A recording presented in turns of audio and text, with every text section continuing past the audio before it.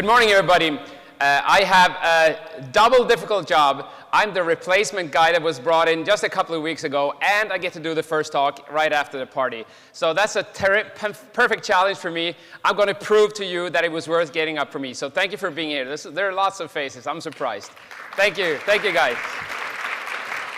So I'll be talking on the subject of digital transformation. My name is John Ekman. And if you want to learn about digital transformation, what you need to do, of course, is to go to Silicon Valley and visit the startups and go to the Apple headquarters. You need to go to Google and see the colored meeting rooms. And you need to think about how creative would we be if we had the colored meeting rooms. Actually, you don't go to Silicon Valley. Go to Shenzhen. Go to China. That's where all the mobile stuff is happening now. That's where you need to be. Actually, don't go anywhere. Just stay at home and watch what the millennials are doing. They now have the spoon and the fork so that they can eat and check their apps in the same time. And you can just dream of what would happen in my company if we could be this disruptive, this innovative. Actually, don't watch the humans. You should watch the machines because, the machines are taking over and they're going to take our jobs, and we're all going to die.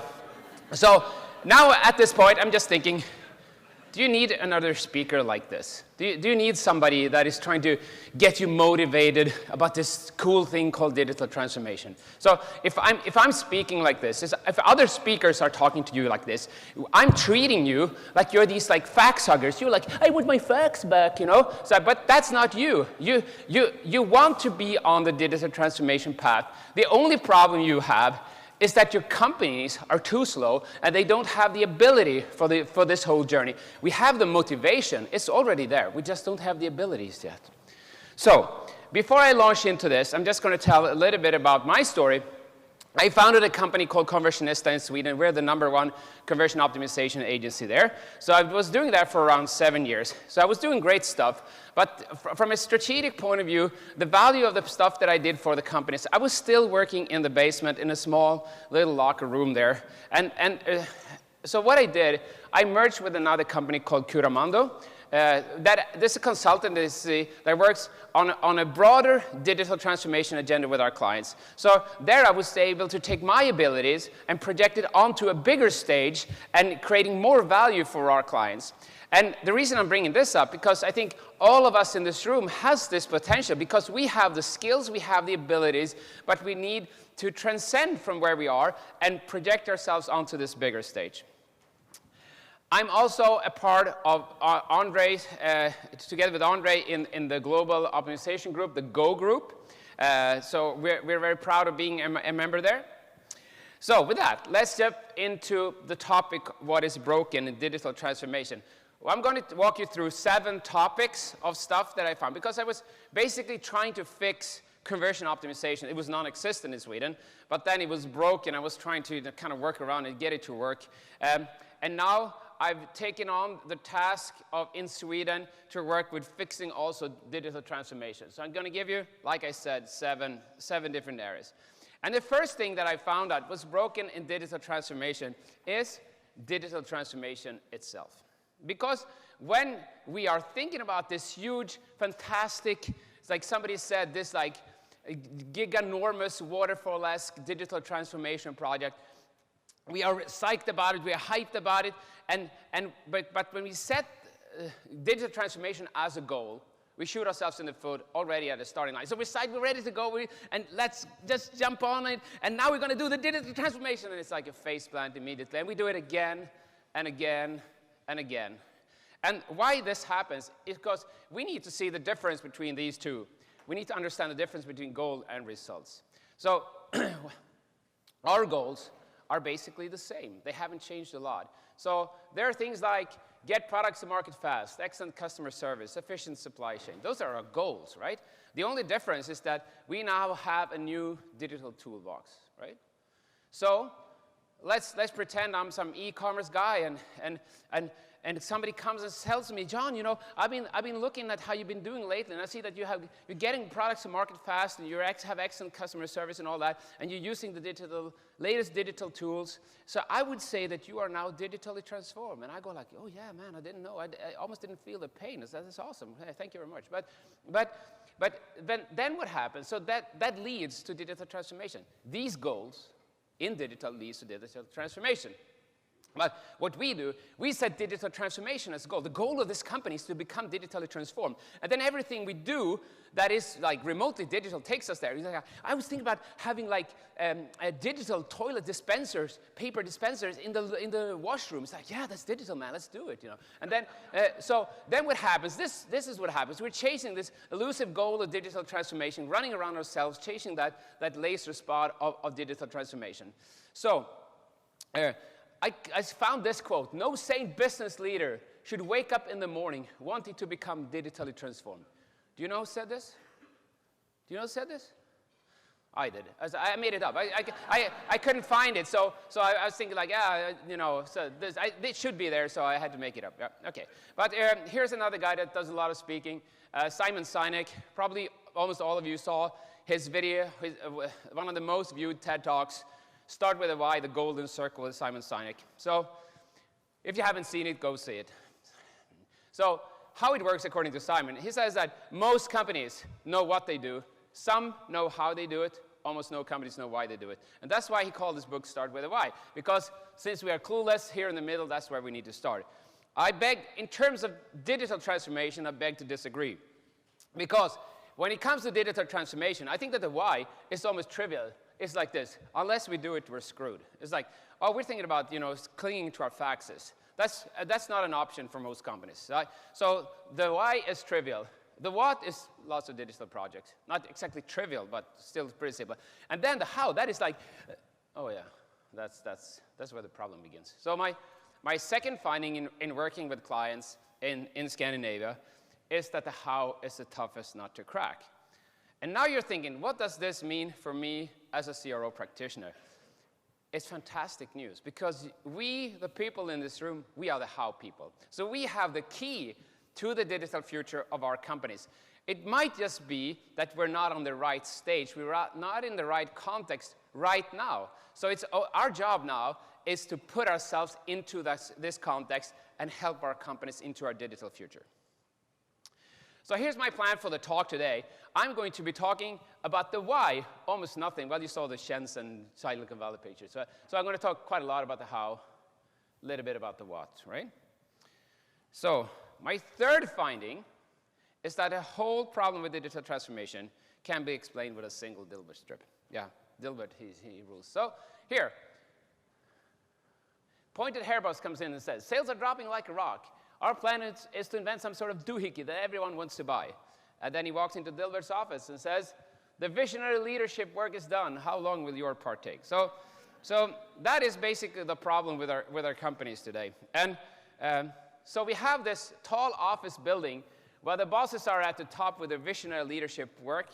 And then we are busy running around like little ants down here or chasing the green laser spot at the bottom floors. So this is the problem that we have, and I want to thank you, Andre Morris, hallelujah, Andre, for bringing me this visualization. He came up with it, and I've elaborated on it. So at the top here, we have the why. At the bottom, we are doing the what all the time, but the how is missing. So let's dive a little bit into the what. So the bosses, they come to us and say, we need digital transformation, lots of it. But we are saying, we're already doing tons of digital stuff. Haven't you noticed? No, they haven't noticed. Why haven't they noticed?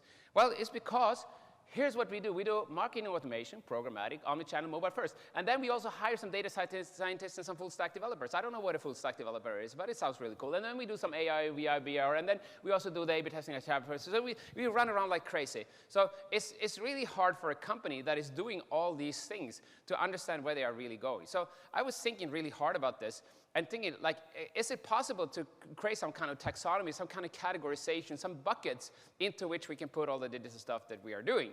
So I came up with something which I call the 5 ways of digital. And this is like I steal and borrow left and right, but this is the true concept that I actually came up all by myself. So I'd be very, very curious if you would like to hook up with me on LinkedIn and give me feedback on this, if you think it makes sense, or if you think it should be 4 ways or 3 ways or 8 ways or no ways or whatever. So here they are. This is a boring slide. We'll go to the next one. So the first thing you can do, the first digital way, is to digitalize the product itself. So I take the music industry as an example because there were analog vinyl records which made it into the CDs, which made it into the MP3s, which ended up on iTunes via some little detour via Pirate Bay, and then we have Spotify and all that. But so here the product itself was digitalized. But the second thing you can do is that you can keep the product that you have more or less as it is, but you can wrap a digital service layer around the product. So here I took ADT and home alarms as an example, because when you look at the product or the service of a home alarm, it's essentially the same. The only thing that, so you have some sensors, somebody breaks into your house, guardian comes and try to get rid of them. But then what we're doing is that we're wrapping a digital service layer around that, which is the app that tells you, is anybody in the house, is anybody not in the house, can I get an access code to my carpenters and things like that. So that's a second way you can do it. The third thing you can do is you can digitalize the processes behind the scenes. And here I used Allstate as an example. There's a perfect photo opportunity coming in just a while with a better slide of this.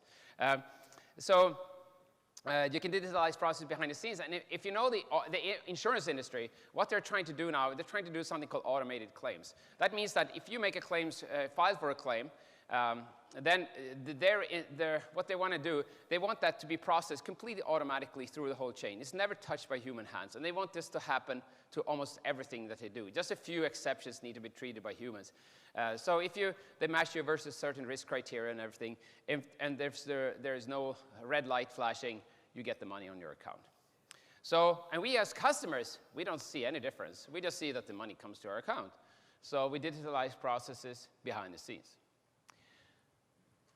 Fourth, we can digitalize marketing, sales, and retention. So here's an example, is Tele2, a company that we work with, one of the biggest telecom operators in Europe. They wanted us to do a small SEO study for them, and then we insanely overinvested in that just to show them the potential of completely redoing what they needed to, their marketing, sales, and retention. So they were selling their subscriptions, their cell phones, through distributors, in stores, and things like that. And now we were able to help them to make almost all of that digital. So almost all of their sales and their marketing is now done digitally. The fourth one is to innovate new digital products on the digital infrastructure that you now have. And I used Amazon and AVS as an example because Amazon, they started to build their own infrastructure to run Amazon.com. And somewhere down the road, they figured, hey, you know what? It's seems like we got the coolest internet infrastructure. What if we let some other people onto that infrastructure? And then they started AVS, which is, as far as I know, the only profitable business area of Amazon, or the most profitable at least. So my point here is that we must select and prioritize among the 5 waves of digital, because if we don't do that, we don't see that we are excelling in one area and we are sucking in another area. So we've been talking to clients which are sometimes seen as digital leaders, but we can still find areas where they are not performing the way they should to utilize the full potential of digital.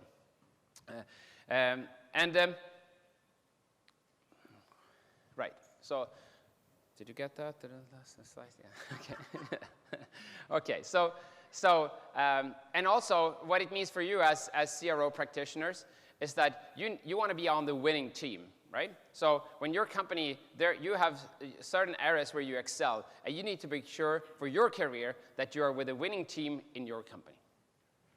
Let me now let me move on to this office building again, because I think this metaphor, what happened here was that we forgot this building. We forgot to put, I call this a black hole of digital transformation, because there's an office building where we forgot to put in the elevators and the ventilation ducts and the fibers and all that stuff. So the how is missing here.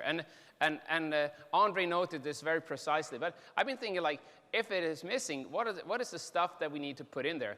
And I came up with 3 things. I call them momentum, I call them resources, and I call them evaluation. So think about it as a car. The what, the direction, the 5 ways of digital, that's where you set the car to go. Then your resources is that you fill up the gas or the batteries. And evaluation, that's the GPS to see where it's going. And finally, you have the momentum to kind of get it started, right?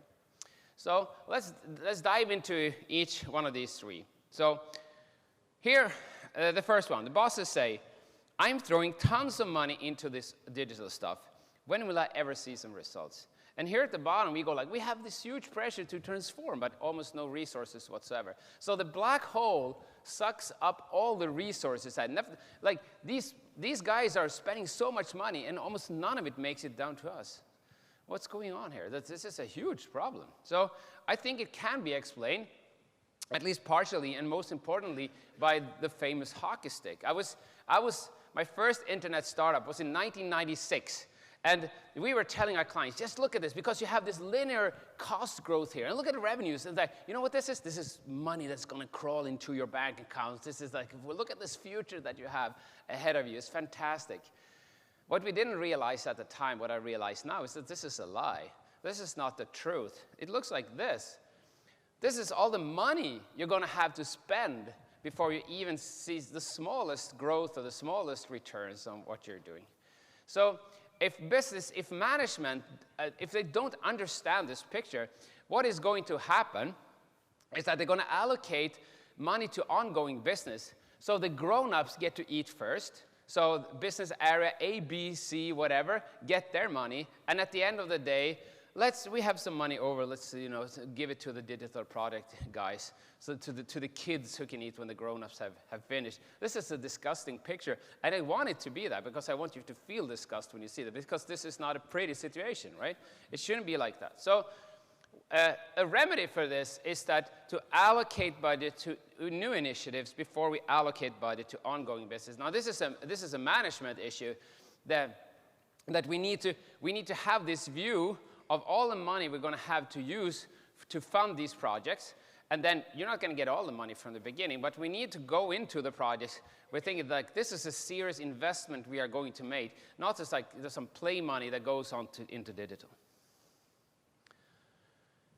Now, let's look what we're saying here at the leadership level. You are all busy doing digital stuff. When will I ever see some wins? And at the bottom, you say, well, you never show me how the things that I do fit into the big picture. So I think maybe this is even the biggest problem of how we set the goals and how we evaluate what people are doing down here.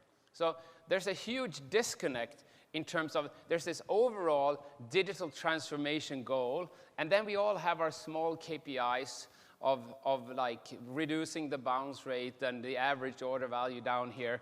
But it's really hard to see how what we do fits into the big picture.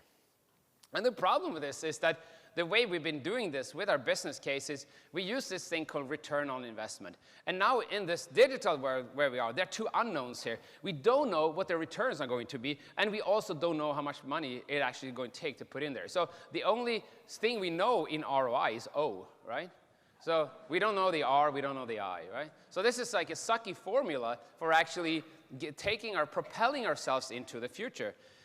And if you look at this hockey stick again, the problem is here because we judge usually what's happening in a company with like the turnover, the activity, the revenues, and the profits. And for the first phase, they are very, very small. This turnover is small, and the profits are non-existent. So of course, this is not going to work. So what we need is a new framework for that. And with the scope that I have today for my 27-minute talk, I'm not going to go into the details, but I would just like share this slide. And depending on how familiar you are with this term, you should really look into the framework that Google, for example, uses with objectives and key results, also known as OKRs. There's a concept called innovation accounted, debated by Eric Ries.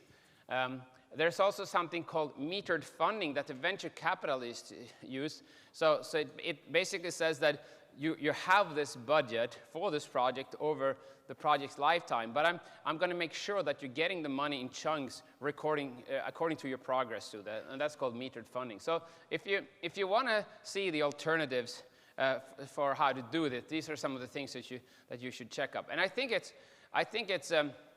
because the management are unaware, sadly enough, about some of these practices.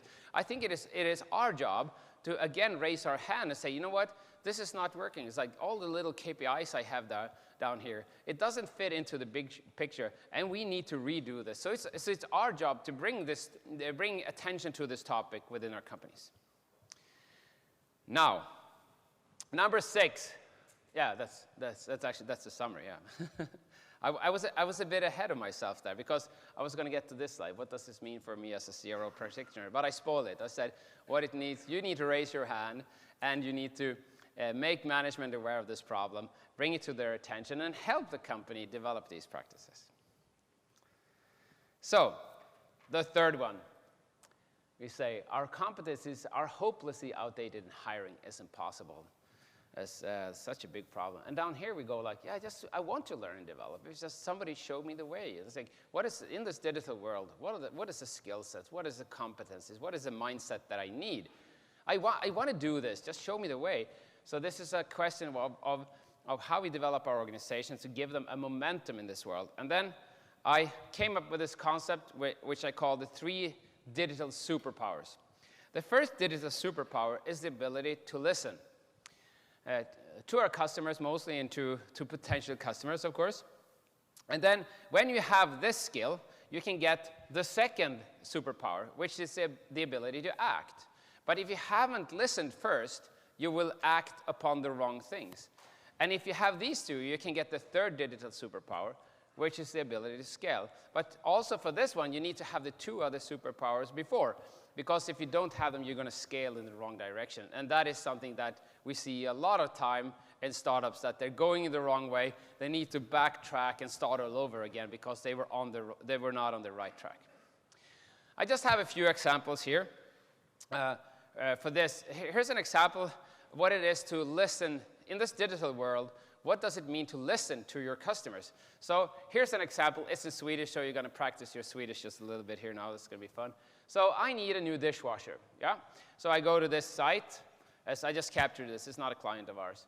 So somebody tells me you should get one of these Miele ones. They last longer, so you don't need to go through this painful process again. So I go there and I find one, and I find like the perfect one. You know the Miele G4910 Scubs? That's like the all-time classic. You all know this one. Yeah, it's amazing. Yeah, else you have one, right? Yeah, I know that, yeah. So, but then what happens here is I highlight the product name, and then here it says, we offer price guarantee. So now I'm thinking, what's going on here? Well, what's going on is that they must have used like Hotjar or SessionCam or one of these tools and figured out that people are highlighting the product name. So that answers the question, what is going on? So now we have a more important question. Why is this happening? Well, they figured out that probably that people use this to cut and paste the name into a price comparison site. So if that's what people are doing, what will be the perfect counter tactic in this situation? Well, probably to offer a price guarantee at this very precise moment when people are doing this, and also exactly where they are doing it. Because since all of you are observant, you have probably already noticed that there is a price guarantee up here. Like, we always put these badges on our site and so on. But you need to think about your website visitors as they're looking at your website like through a toilet roll. So this is a perfect practice of listening to customers and acting upon what you see, right? So when you do this stuff all over again, you can start scaling. And it's not only about the tools. I'd like to introduce one of my team members, Kaisa. She was with us. She's a fantastic analytics woman. And sadly enough, she quit. She wanted to join a startup. She was with us for only 2-3 years. She quit for a startup, and she started working there. Now, when she was working at Conversionista, she was getting used to a practice where we're sitting down, maybe even around the coffee machine or something. Somebody said, I was thinking for this, we should do an A/B test about this. Somebody goes like, yeah, where's the data? Yeah, but I looked in Google Analytics and I saw these. Yeah, that's the quantitative data. Where's the qualitative data? Did you do any user research? Did you do any eye tracking? So what if you would do an exit poll on that page and you would? So we're always constantly challenging ourselves, and we are developing one another by always being like thinking, yeah, this sounds good, but what if? What if we look at the different variations of segments and go away from the averages and things like this? She took this practice to her new company, and then she became the uncomfortable person. She was the one, she had performance reviews, and she's like, Kaisa, I need to tell you that other people see you as very critical to their projects. It's not appreciated that you are all constantly challenging what everybody else is doing here. So you need to tone that down. It's not going to work for you if you keep on this path of constantly being in the face of others. What happened? She quit. She came back, and she's now with Conversionista again. So I don't think there was anything wrong with Kaisa. But that company that she went to, they didn't have the mindset of challenging each other all the time. And so that's what happens when we listen to our customers. We get new ideas, and we're constantly like getting rid of our prejudices about our customers. So, oh, that was the wrong button. Yeah. So our organization and employees must acquire the 3 digital superpowers. So here's my little summary at the end. You remember the 7 points. Transformation is a result. It's an outcome. It's not a goal. How is the toughest nut to crack? And Dilbert explains everything. The 5 ways of digital. You need to find your way. You need to find it within your company. How can we categorize what we do in these 5 digital ways? And how can I find my position in that? You need to give budget to new projects. You need to do it first. And you need a new model for setting your KPIs and evaluation. And lastly, you need to acquire the 3 digital superpowers. Now, here's me, almost identical, right? Yeah, so grab me anytime. I'm super curious about the feedback on my presentation because I'm now onto a new topic and I'm developing this new material. I've had some really great feedback on this, but I don't want people patting me on the back. I want people to criticize this and say, like, this is good, take that away, stuff like that. So if you want to reach out to me, do that. And I just want to round this off with saying, I was very inspired doing this talk by especially Tone and Andre, who came up with the ideas about, they were talking about how we're all going to die, how we're going to lose our jobs and things like that. But so that gave me the perfect platform to build on, because I think the people in this room, we have the key to unlocking the digital future of a company. So we just happen to work right now in a small a department perhaps that works a little bit in oblivion. And we can, just like I did with my company, we can project ourselves onto a bigger stage. And you are the new digital heroes of your company. So please take that with you. Go and do great stuff. And I'll be back, if Pep lets me, I'll be back here in a year to follow up and see how you did. And thank you so much for being up in the morning and listening to me. Thank you very much.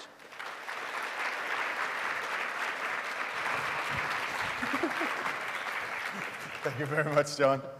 Let's see if we... Yeah, I had 5 seconds left. That's perfect. I think people are still waking up, so we don't have any questions for you. Okay. But thank you so much, John. Okay, That was thank great. you. Thank you.